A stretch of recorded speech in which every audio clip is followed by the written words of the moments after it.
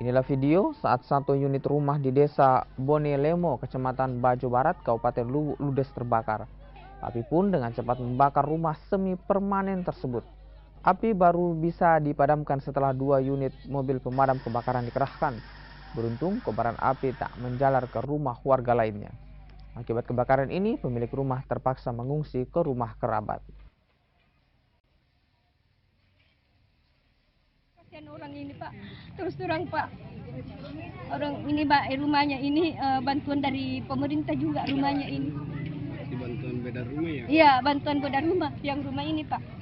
Nah, kasihan itu kita lihat Pak, kita lihat terus terang itu nggak banyak, semua itu sudah habis semua Pak. Tidak ada sama sekali, ijazah tidak ada, pokoknya semua tidak ada Pak, yang tinggal semua habis.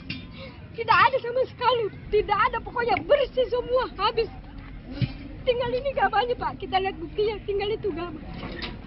Tidak ada sama sekali apa yang diambil, tidak ada yang diselamatkan kecuali orangnya selamat. Alhamdulillah kalau orangnya semua selamat semua.